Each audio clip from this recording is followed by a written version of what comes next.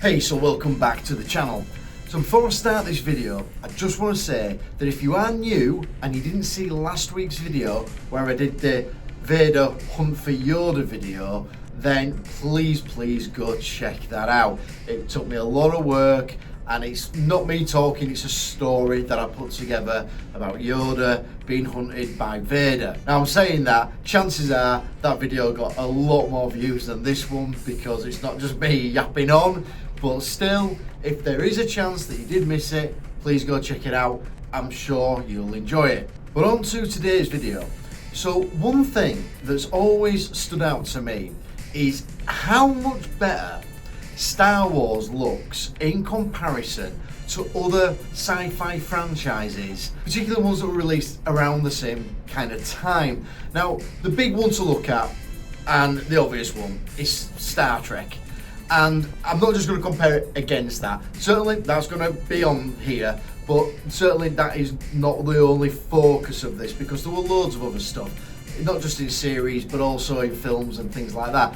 And Star Wars to me has always just stood out as like being looking so much more advanced, and there's some critical reasons as to why, and I'm going to go through them in this video. But with that said, let's get into it.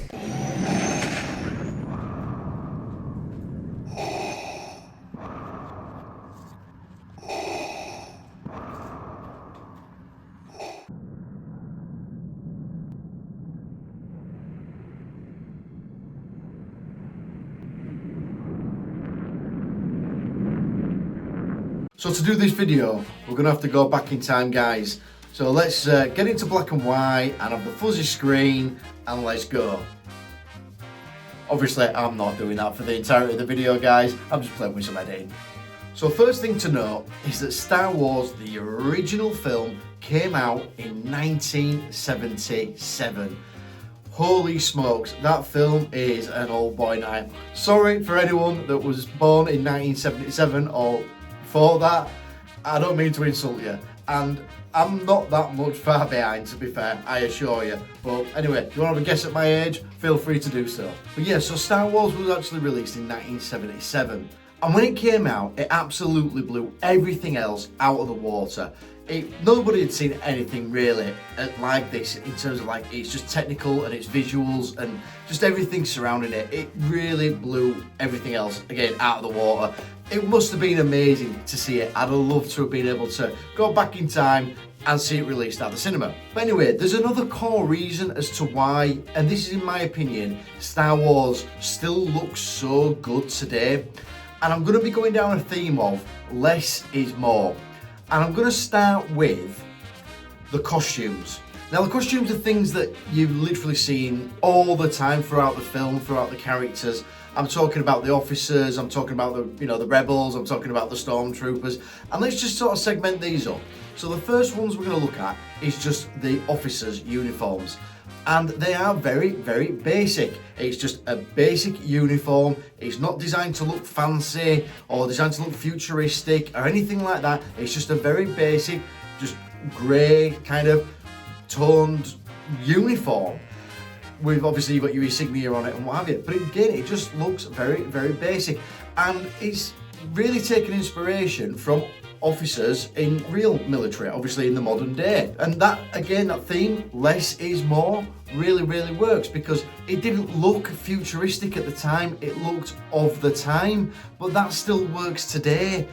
And that's where other sci-fi franchises go wrong, is because they tried to look futuristic, whereas Star Wars didn't. The next costumes I'm looking at is the stormtroopers. Now, yeah, I appreciate the stormtroopers are a little bit more extreme than the officer uniform, but when you break it down, it is literally just some white armor over the top of a black bodysuit. It's pretty damn basic.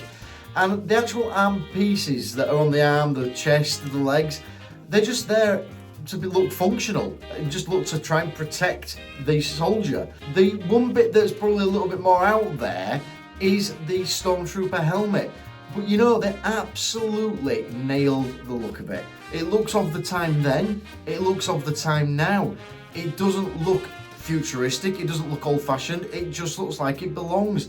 And again, that sort of philosophy, less is more, they just applied that, they just painted the whole film with the whole less is more, and it just works so well. And then finally, I'm just going to sort of talk about like the rebels and just general sort of people on the good side, if you will.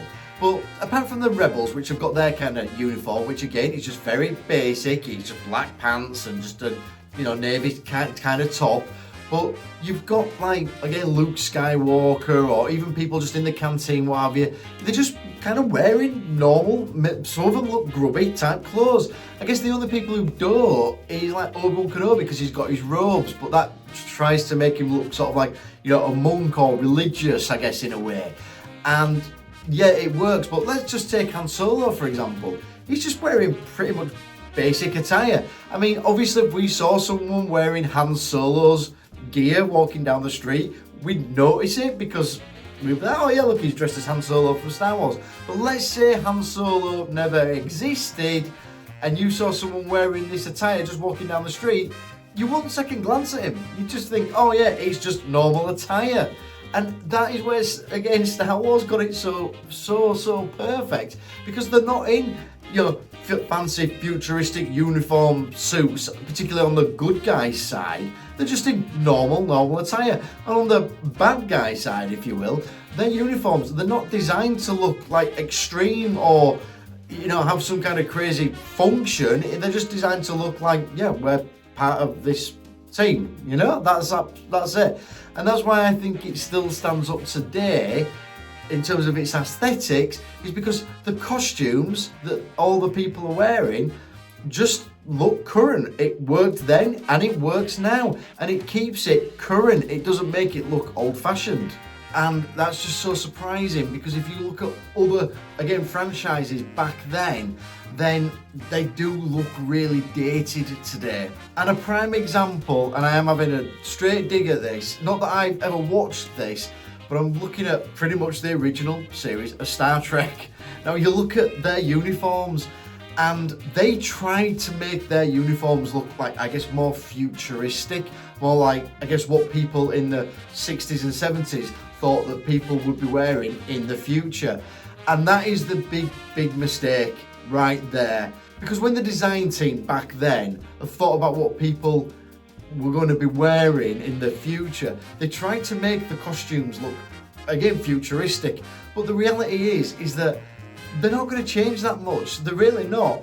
And that's where Star Wars gets it so right, because again, the military garb, it's just a uniform. It's just a basic, normal uniform. In the same way that military uniforms, the actual, obviously military technology's changed dramatically, but military garb, in terms of like what the officers actually wear, hasn't changed that dramatically from, I guess, World War II even to today. Yeah, all right, it has changed a bit, but I'm talking about, camo uniforms, things like that. They've stayed the same because it's functional, it works. And Star Wars really clicked into that. They kept things really simple, and it works. Whereas going back to the Star Trek thing, you look at these costumes there and they just look so ridiculously dated. But that's because, again, back when Star Trek came out, which was in the 60s, it will have looked futuristic to the audience back then. Now, the next thing I'm looking at is the ships. And I feel as though I have to bring up Star Trek again, because if you look at this ship here, it looks ridiculously dated. Whereas when you look at Star Wars, it doesn't. Now, why is that? Why do Star Wars ships look like they belong today and would belong in the future, whereas the Star Trek ship looks like it's literally from the 60s? Well, it's because, in my opinion, and this is just my opinion, but Star Wars doesn't use complex ship shapes. They use very basic designs and very basic geometry. If you look at a Star Destroyer, it's pretty much just a prism or a series of triangles in terms of its design. If you look at the Death Star, it's just a big sphere. If you look at things like the X-Wings, They are literally just a fighter jet, but with an X-wing shape. They just took ideas that already existed, or basic geometric shapes, and made them into a ship. Whereas when you look at, again, and I'll pick up the Star Trek ship, it looks complicated. It's got its engines flung up in against the body. It's got the saucer bit, you know, the circular bit. It's trying to look advanced, and because it's trying to look advanced, it looks dated. And that applies throughout the entire series, whereas Star Wars just kept it simple. They kept the just basic geometric shapes, and it works perfectly. But there's also another thing that Star Wars does brilliantly, which is the ships are dirty. They look used. They look like they've got some mileage. Let's just say that they look like they've got some mileage, and it gives them a rugged type of look. Even Imperial ships that you think would be like washed and clean and going through the car wash every day, or the ship wash. But no, they don't. They do have a texture of dirt and grubbiness to them, and it does give them that look of let's say authenticity, and that just keeps them in the present day, whether it was back in the 70s when the film released, or when they're doing productions today. They still carry that aesthetic, and it just makes them look present. So Star Wars was just so far ahead in terms of the thinking when they first delivered this film. Now the next one I've got to talk about is Vader. Now admittedly, Vader does look a bit more dated in A New Hope. Sorry to my New Hope faithfuls, I know, but it's just reality. Vader does look a little bit more dated in that film than he does in every other film, but it's still a pretty basic costume, and I'll tell you categorically, it's not a basic costume to wear or put together, right? Let's just put that to bed. But the reason why it does have a more basic aesthetic to it is because it took an ancient design philosophy, and Vader's suit was based off samurais. Now I'm going to bring up samurai imagery to show you, but you can see that the shape of the helmet, the kind of armor garbing that it has, the capes, things like that, it was designed to be around a samurai. And I appreciate that a samurai would look dated today if you saw a samurai just kicking about, but that ancient philosophy, put it into a sci-fi environment, makes it look current, and it still works. And that's why Vader as a character doesn't look dated. But the other thing that they got really right is that the hard pieces on Vader are very limited. The rest of it is pretty much flexible materials. I'm talking about the bodysuit, the cape, things like that. The hard pieces are just the shins, the helmet, and the shoulder armour. Obviously, I appreciate you got the chest box and the belts and what have you, but let's say the parts that you consider to move. Whereas if you look at other things back in the day, the armour pieces, if they'd have covered Vader in armour pieces, it just wouldn't have worked. It just would nowhere near look the way it does. And so that's why they got the aesthetic of Vader. Absolutely perfect. And that's why it still looks current. And the next thing that makes or keeps Star Wars current, and it's one of our favourites, but it's lightsabers. Now, why does a lightsaber keep it current? Well, hear me out on this one. Lightsabers are the most medieval yet futuristic weapon that's ever been put into sci-fi, in my opinion. And what do I mean by that? Well, let's just say it as it is. A lightsaber is a sword, but it's a laser sword. So it's taking what is an old-fashioned weapon, a sword, which would be no use on the battlefield today. Well, not unless you're in close quarters combat with somebody, but it'd be no use. So a sword is an ancient weapon used in pretty much medieval times. And yet what they did is they took it and made it advanced by making it a laser sword, and a sword that could retract and extend. And as a consequence of that, it makes it futuristic, but it also makes it ancient. Well, I'm not sure if ancient's the right word, but I hope you understand what I'm saying here, is that they merged two things. They wanted something that was futuristic and something that was old-fashioned, and then they merged the two and came up with the lightsaber. And that works so brilliantly, because something like a ray gun will go out of date. Even if you think about the ray gun Black Ops 2 or Zombies, right? And I'm just going to show you that gun because, yeah, there you go. But it looks dated. No, it's meant to look dated, is this gun. It's meant to. You know, it's meant to look like a bit of a toy and a bit of a ray gun from, you know, the 50s or whatever. But if you look at like Star Trek or other sci-fi franchises, they've, you know, got these like what they, I guess, think are fancy guns, but they look really dated. And the other thing that Star Wars did really well is for the props that they use for the guns, they just use models of real guns. So they just literally use models of real guns, as opposed to trying to design some fancy weapon. Yeah, of course in Star Wars they fire lasers or blaster bolts or whatever, but yeah, that is all they used. They just used what was current. Han Solo's gun is like a Mauser, I think it is, or it's a particular gun type. I've not looked it up, but I do think they modelled it off something real, if not used a real gun. Again, goes for the stormtroopers. Their guns, their rifles are designed or modelled off real guns. Whereas again, you look at Star Trek back in the day, and you know they've got these weird little ray gunny type things, and obviously that today they just look so dated. Now the droids. So barring C-3PO, because he's a bit of an outlier, and I'll get on to C-3PO, but let's just focus on sort of the more functional droids, I guess like the non-protocol droids, if you will. So, you know, I'm talking about like R2-D2 and his sort of equivalents, you know, Chop and what have you. They are very basic in terms of their shape and their design. It's sort of the same philosophy that's used with the ships. You know, you're just talking about cylindrical shapes, you're talking about like spheres and squares and things like that. They're not meant to look super advanced, and as a consequence of that, they just look like they are there to perform a function, to do a job, whether it's maintenance, repair, whatever it may be. They're made to just look like they do the job that they're meant to do, and they follow that very sort of basic philosophy of design. And it doesn't look aged today, it didn't look aged back then, but it didn't look futuristic back then in the 1970s. And again, it certainly doesn't look futuristic now.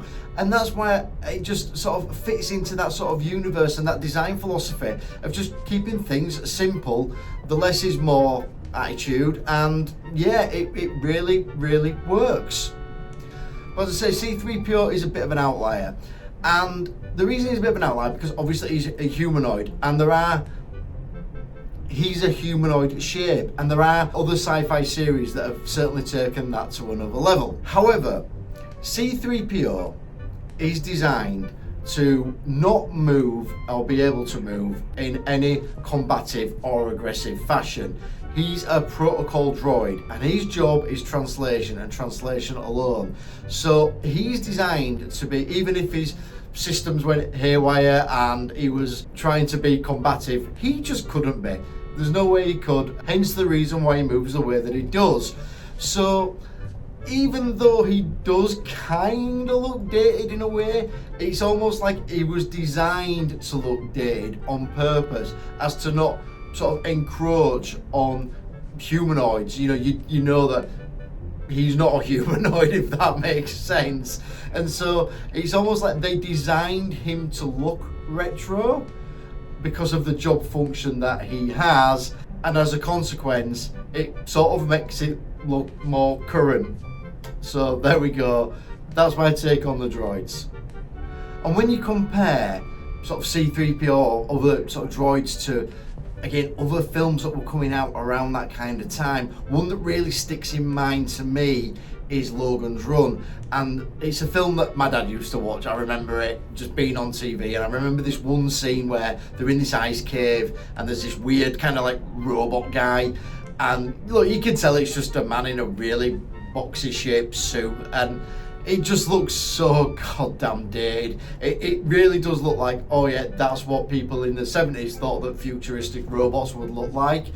And it looks so dated. You can just tell that film look so dated, whereas again, you go back to Star Wars, it still looks current. And the final thing that I'm going to talk about here is really the whole cinematics of the film, and the fact that George Lucas really pushed on using more practical effects.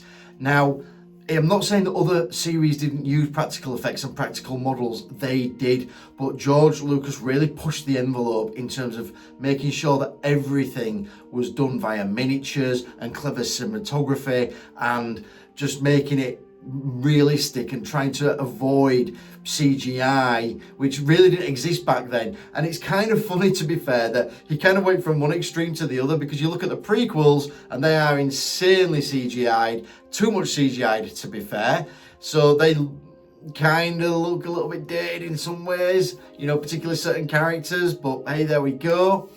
But in the original series, in the original trilogy, he really pushed on making sure that things were done via practical effects, even to the Death Star run. So, you know, obviously the attack on the Death Star, they used practical effects, they used miniatures, and obviously you would never be able to tell if you're just watching the film. It's so good how they did it, but it has such a lasting quality. And as opposed to things like stop motion or what have you, that again stop motion has a certain quality to it that makes it look quite intimidating, and I think it really works in certain aspects, but it does also have a bit of a dated look to it, whereas the practical effects that they used on Star Wars was just absolutely fantastic. And as I say, it still holds up today, it still looks current, there's no choppy CGI, there's no choppy special effects, it just works. This is just my take on why I think Star Wars has that timeless design, and it still carries through today. They still carry the same philosophy. Even if you look at modern Star Wars, like The Mandalorian, then they still have that sort of similar kind of aesthetic in terms of how they design the costumes, how they design the ships, and how they just present Star Wars. It doesn't feel like it's years in the future, and it doesn't feel like it's years in the past. It feels like it's today, just in a galaxy far away. Oh god, I sound cheesy saying that. But anyway, I hope you liked the video, guys. Don't forget to subscribe if you haven't. Please hit that like button and hit me in the comments. Tell me what your thoughts are on this. Why do you think Star Wars still looks modern in the modern era? Or do you not think it? Do you think it looks dated? If so, tell me why. But with that said, I will see you in the next one.